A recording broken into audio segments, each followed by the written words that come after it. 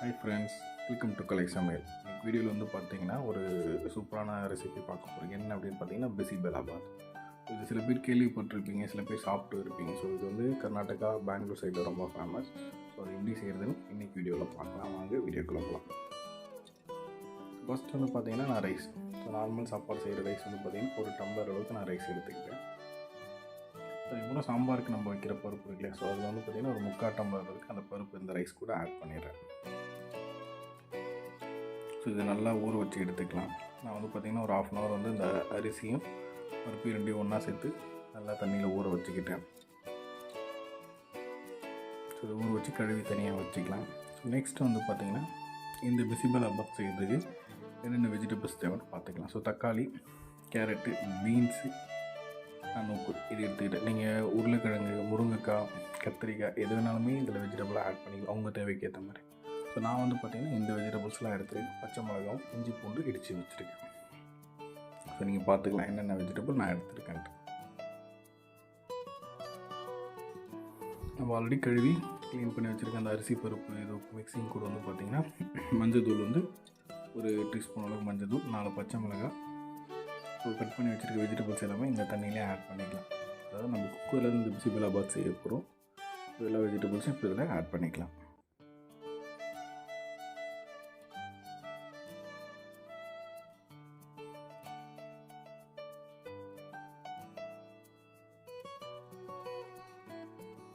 வெஜிடபிள்ஸ்லாம் வந்து பார்த்திங்கன்னா உங்களுக்கு எவ்வளோ தேவையோ அதுக்கேற்ற மாதிரி நீங்கள் இதில் ஆட் பண்ணிக்கலாம்.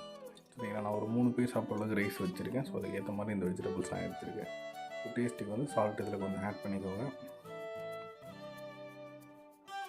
இதெல்லாமே போட்டு நல்லா மிக்ஸ்அப் பண்ணி விட்டுக்கோங்க. இது வந்து குழந்தைங்க, பெரியவங்க யாரும் வேணாலுமே சாப்பிட்லாம். இந்த ரெசிபி பிரேக்ஃபாஸ்ட், டின்னர் நல்லாயிருக்கும். ஓகே, இது வந்து குக்கரில் வச்சாச்சு. ஸோ அடுத்து வந்து பார்த்திங்கன்னா தாளிக்கிறதுக்கு நம்ம என்னென்ன தேவைன்னு எடுத்துருக்கோம். ஸோ வெங்காயத்தை சின்ன சின்னதாக சோப் பண்ணிவிட்டேன். கருவேப்பிலை, கொத்தமல்லி, 2 காஞ்ச மிளகாய் இதை தனியாக எடுத்து வச்சுருக்கேன். கூடவே வந்து பார்த்திங்கன்னா புளி வந்து கரைச்சி ஒரு பாத்திரத்தில் தனியாக எடுத்து வச்சுருக்கேன். ஓகே, இது எல்லாமே ஒரு பக்கம் இருக்குது. அடுத்து மெயின் என்ன இந்த பிசிபெலாபாத்துக்கு வேணும் அப்படின்னு பார்த்திங்கன்னா பிசிபெலாபாத் மசாலா. ஸோ அந்த மசாலா இருக்கு இல்லையா, ஸோ நான் எம்டிஆர் அந்த மாதிரி ஒரு பர்டிகுலர் பிராண்ட் எடுத்துருக்கேன். உங்களுக்கு எந்த பிராண்ட் வேணுமோ நீங்கள் வாங்கிக்கலாம். ஸோ பிசிபெலாபாத்துக்குன்னு இருக்க அந்த பவுடர் நான் தனியாக எடுத்துக்கிட்டேன். ஸோ ஒரு 25 கிராம் அளவுக்கு வந்து பார்த்திங்கன்னா இந்த ரைஸ்க்கு நான் தனியாக எடுத்துக்கிட்டேன். கூடவே வந்து முந்திரி அதையும் தனியாக எடுத்துக்கிட்டேன். ஒரு காஞ்ச பேனில் வந்து பார்த்திங்கன்னா நெய் தேவையான அளவுக்கு கொஞ்சம் நான் ஆட் பண்ணிக்கிறேன். அதில் கடுகு கொஞ்சம் போட்டுக்கலாம்.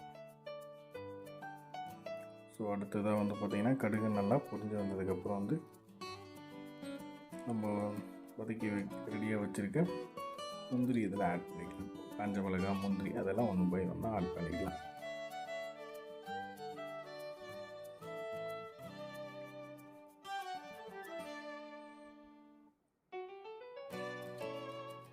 சொட்டு கருவேப்பிலை இதில் கொஞ்சம் ஆட் பண்ணிக்கலாம்.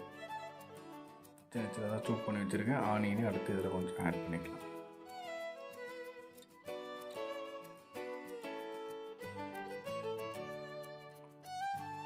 ஸோ ஆனியன் ஆட் பண்ணதுக்கப்புறம் வந்து பார்த்திங்கன்னா இந்த நெய் வந்து நல்லா இது கூட மிக்ஸ்அப் ஆகுற மாதிரி சின்னதாக ஒரு கரண்டி எடுத்து நல்லா வதக்கி விட்டுக்கோங்க.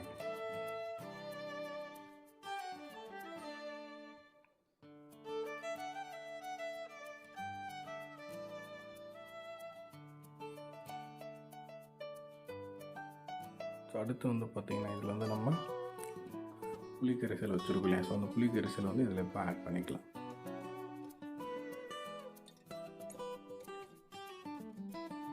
ஸோ புளிக்கரைசல் ஆட் பண்ணி ஒரு 2 நிமிஷம் கழித்து வந்து பார்த்திங்கன்னா இந்த பிசிபெலாபாத் மசாலா இருக்கு இல்லையா, ஸோ அதை இப்போ நான் இதில் ஆட் பண்ணிக்கிறேன்.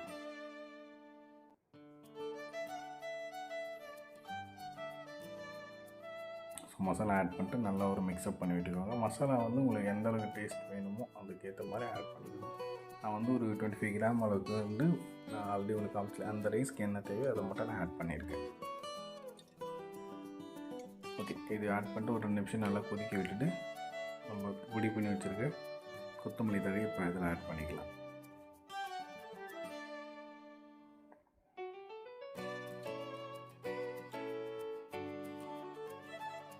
கொத்தமல்லி இதில் ஆட் பண்ணிட்டு நல்லா அது தண்ணி எல்லாமே நல்லா பத்துற அளவுக்கு வந்து நல்லா வதக்கி விட்டுக்கோங்க. அதுக்கப்புறம் வந்து இந்த பதத்துக்கு திரும்பவும் கொஞ்சம் ஒரு 1/2 டம்ளர் அளவுக்கு நான் தண்ணியை ஆட் பண்ணிட்டேன். ஸோ நெக்ஸ்ட் வந்து பார்த்திங்கன்னா நம்ம குக்கரில் வச்சு அந்த ரைஸ் ஆல்மோஸ்ட் வெந்துருச்சு.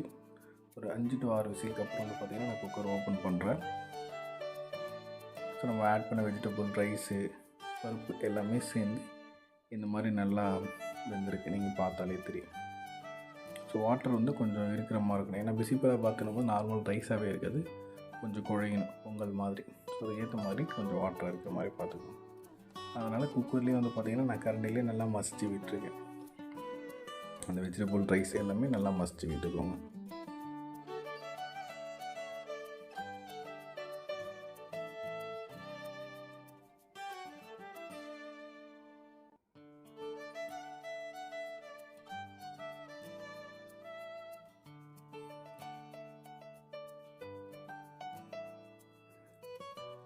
ஸோ நெக்ஸ்ட்டு வந்து பார்த்திங்கன்னா நான் குக்கர் ஓப்பன் பண்ணி ரைஸ் நல்லா இது பண்ணிட்டு இப்போது அந்த புளிக்கரைசல் இருக்கு இல்லையா, நம்ம அந்த மசாலா எல்லாமே ரெடி பண்ணி போட்டு வச்சுருக்க அந்த பிசிபெலாபாத் மசாலா இதுவை நம்ம இப்போ இந்த ரைஸ் கூட இப்போ ஆட் பண்ணிட்டோம்.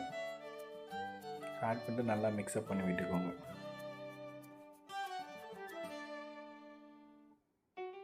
வெஜிடபிள், ரைஸு, இந்த புளிக்கரைசல், பிசிபெலாபாத் அந்த மசாலா மிக்ஸ் எல்லாமே ரைஸில் நல்லா வர மாதிரி நல்லா திரும்ப குக்கரில் நல்லா கிளறி விட்டுக்கோங்க.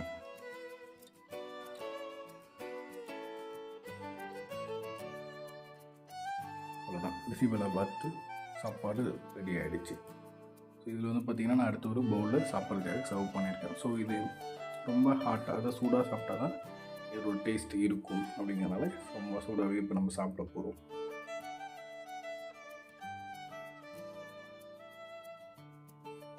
நான் ஒரு பவுலில் உங்களுக்கு காமிக்கிறதுக்காக ஜஸ்ட்டு சர்வ் பண்ணுறேன். இந்த பிசிபெலாபாத்தோட மெயின் ரெசிபி என்ன அப்படின்னு பார்த்தீங்கன்னா, அதாவது சைட் டிஷ் வந்து பார்த்திங்கன்னா நம்ம காராஸ் இருக்குது இல்லைங்களா. ஸோ அந்த காராசேவ் தான் வந்து பார்த்திங்கன்னா இதோட மெயின். இந்த ரைஸ் மேலே இந்த காராசேவ் தூவி ஒரு ஸ்பூன்லேயும் கையாலேயும் நமக்கு பிடிச்ச மாதிரி எடுத்து சாப்பிட்டா ரொம்ப டேஸ்ட்டான பிசிபெலாபாத் அடி. ஸோ நீங்களும் இந்த மாதிரி உங்கள் வீட்டில் ட்ரை பண்ணி பாருங்கள். வீடியோ கண்டிப்பாக உங்களுக்கு பிடிச்சிருக்கும். நம்ம பிடிச்சிருந்தா லைக் பண்ணுங்கள். மறக்காமல் நம்ம சேனலை சப்ஸ்கிரைப் பண்ணுங்கள். சீக்கிரம் இன்னொரு வீடியோவில் பார்க்கலாம். தேங்க்யூ.